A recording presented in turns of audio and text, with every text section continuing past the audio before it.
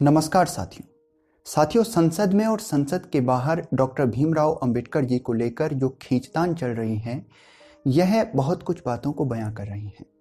कांग्रेस और बीजेपी एक दूसरे पर आरोप लगा रहे हैं। उद्देश्य यही है कि किसी भी प्रकार से अपनी पार्टी को अंबेडकर जी के अधिक बड़े अनुयायी होने को जनता में प्रस्तुत करना है कि हमारी पार्टी अंबेडकर जी के सिद्धांतों पर चलने वाली पार्टी है, हम उनके अधिक बड़े अनुयायी हैं। और इसी के बीच जो है केजरीवाल जी ने भी अपनी स्थिति को इस सब में साफ किया, अपनी स्थिति को स्पष्ट किया और उन्होंने कहा कि हम अंबेडकर जी के भक्त हैं, हमारी पार्टी उनकी अधिक बड़ी अनुयायी है। दिल्ली में चुनाव होने हैं और निश्चित रूप से आम आदमी पार्टी का ये मानना है कि बीजेपी के खिलाफ ये मुद्दा जो है दिल्ली में चुनाव में काम आने वाला है और इसीलिए वे गंभीरता से और मजबूती से इस मुद्दे को लेकर जनता के बीच उपस्थित हैं। यहाँ पर ये बात जानने की है कि जो है ये विषय, क्योंकि देखिए गंभीर तो है ही, और इसकी गंभीरता को जो चीज़ें बयां कर रही हैं वो ये हैं कि कांग्रेस ने जैसे ही इस मुद्दे को उठाया, विपक्ष ने जैसे ही इस मुद्दे को उठाया, सरकार सत्ता पक्ष के आप देखिए तो प्रधानमंत्री जी का इसके संबंध में बयान आता है और जो है अन्य बड़े नेताओं का, साथ ही गृह मंत्री जी को भी जल्द से जल्द इस पर अपनी प्रतिक्रिया जो है साफ करनी पड़ी, अपनी बात को स्पष्ट करना पड़ा।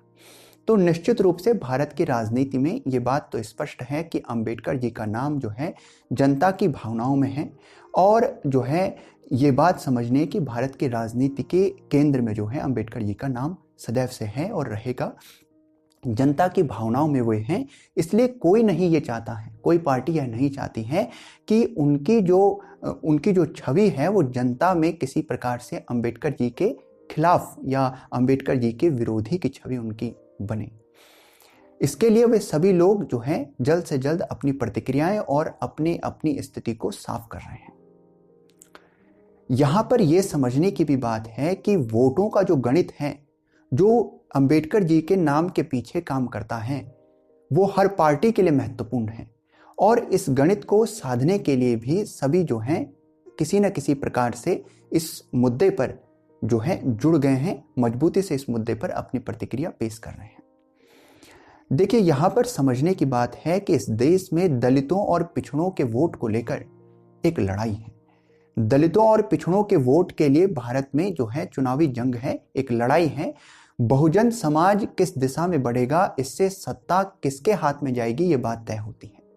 और इसीलिए हर पार्टी चाहती है कि अंबेडकर जी के नाम और उनके सिद्धांतों के समर्थक हम हैं, जनता में अपनी छवि को इस प्रकार का बनाया जाए और इसी आधार पर कार्य चलाए जाए। तो यहाँ पर जो है इस बात को समझने की आवश्यकता है कि दलितों और पिछड़ों के वोट को साधने के लिए अंबेडकर जी का मुद्दा बहुत महत्वपूर्ण है। यहाँ पर जो है कांग्रेस के लिए एक चुनौती है। ये चुनौती क्या है? देखिए 2014 का चुनाव हो, 2019 का चुनाव हो या चुनाव हो 2024 का लोकसभा चुनाव, ये तीनों चुनाव में बीजेपी को अगर हम ये कहते हैं कि दलितों और पिछड़ों का वोट हासिल नहीं हुआ है तो ये नासमझी होगी। बीजेपी को दलितों और पिछड़ों का वोट यहाँ पर और उनका समर्थन मिला है, इसीलिए बीजेपी इतने बड़े मुकाम पर पहुंच सकी है। और ये चुनौती है, ये समस्या है कांग्रेस के लिए। कांग्रेस इस बात को ठीक प्रकार से समझती है और उसका मानना है कि दलितों और पिछड़ों की राजनीति तो हमारी है, ये वोटर हमारा है और हमारा वोटर हमसे छटककर जो है बीजेपी की तरफ बढ़ा है, बीजेपी पर उसका विश्वास बढ़ा है। तो ये कांग्रेस के लिए एक बड़ी समस्या है, ये कांग्रेस के लिए चुनौती है कि हमारे वो जो वोटर हमसे छटककर निकल गए हैं उन्हें अपनी तरफ वापस कैसे लाया जाए। राहुल गांधी जी जो है संसद में मनुस्मृति की चर्चा करते हैं, मनुस्मृति का जिक्र करते हैं, तो यह अकारण नहीं है। इसके पीछे एक बड़ी बात है, इसके पीछे बहुत कुछ कारण है। 2024 के लोकसभा चुनाव में जब जो है बीजेपी ने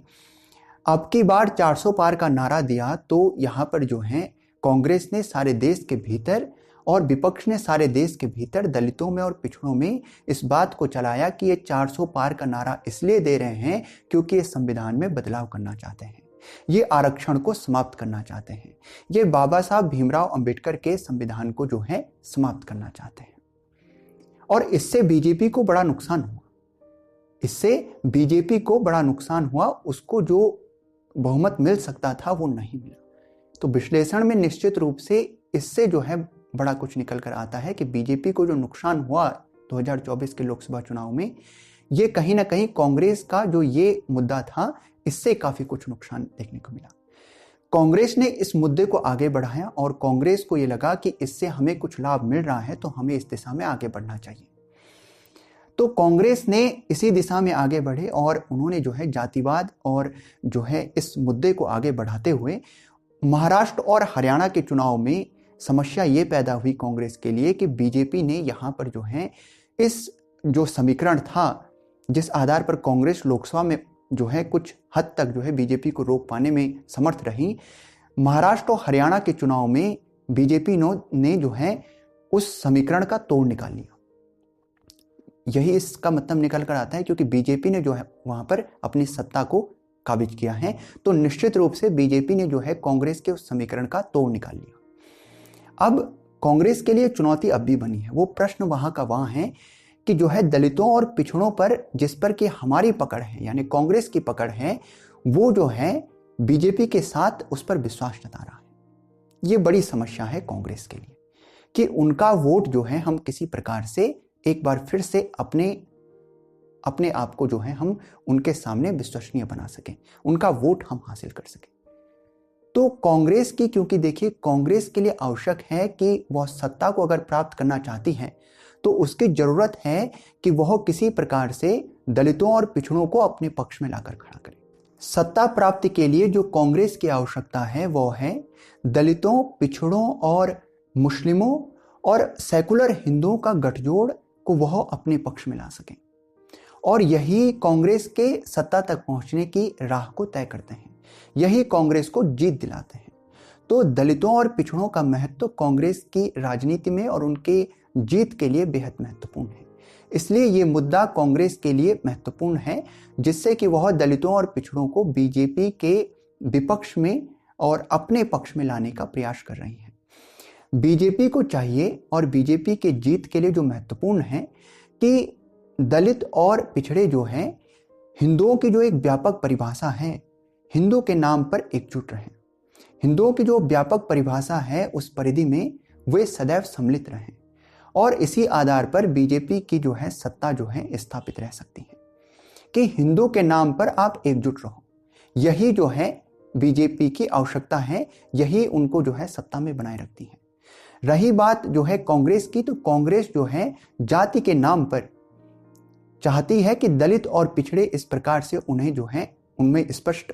एक तरह सा विभाजन हो और उस आधार पर कांग्रेस को जो है जीत हासिल हो, कांग्रेस को वोट प्राप्त हो। इसीलिए कांग्रेस जो है जातिगत जनगणना की बात करती है, उसका समर्थन करती है, और बीजेपी उसका विरोध करती है। क्यों? क्योंकि बीजेपी नहीं चाहती है कि हिंदू समाज जातियों में बंटे। बीजेपी को चाहिए कि हिंदू समाज एकजुट रहे, हिंदू के नाम पर ये लोग सब जो हैं एकजुट रहें, और इसी से बीजेपी की सत्ता जो है स्थापित रह सकती है। लेकिन कांग्रेस जो है जातियों में स्पष्टीकरण चाहती है, जातियों में जो है स्पष्टीकरण चाहती है, स्पष्ट चाहती है कि आप इस जाति के, आप इस जाति के हैं। इसी आधार पर दलित, पिछड़े, इस आधार पर जो है कांग्रेस को वोट मिल पाएगा।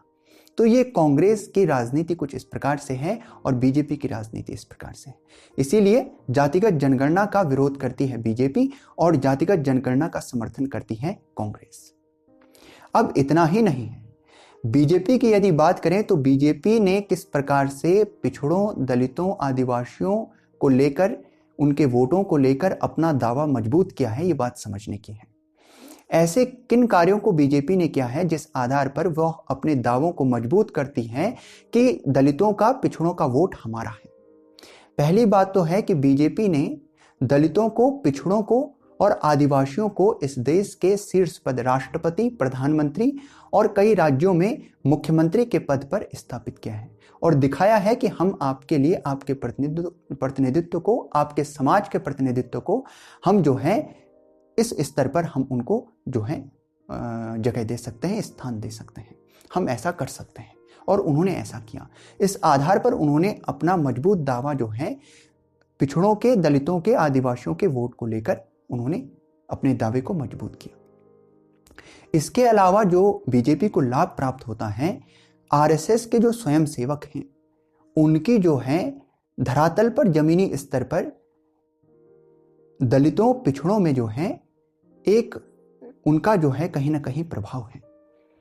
उनके जो है वहां तक संबंध है, या ये कहें कि उनका जो है सहयोग संबंध कहें, या वहां तक उनका जो है एक प्रभाव है, वहां तक उनका जो है एक व्यापक वहां तक उन्होंने अपने आप को जो है स्थापित किया है, अपने प्रभाव को स्थापित किया है। इससे भी बीजेपी को लाभ प्राप्त होता है। तो कहीं ना कहीं बीजेपी को जो लाभ प्राप्त होता है, इसके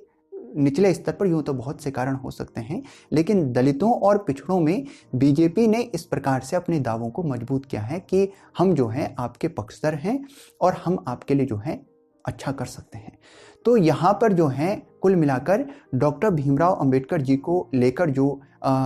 खींचतान है, कुल मिलाकर यह सब जो दिख रहा है, इसके पीछे वोटों की गणित कार्य करती है और सभी को आवश्यकता है कि डॉक्टर भीमराव अंबेडकर जी के बड़े अनुयायी के तौर पर समाज में अपने आप को प्रस्तुत किया जा सके और उस आधार पर जो है कहीं ना कहीं जनता का विश्वास हासिल किया जा सके और जो है चुनाव में इसके नतीजे निश्चित रूप से उन्हें प्राप्त होंगे।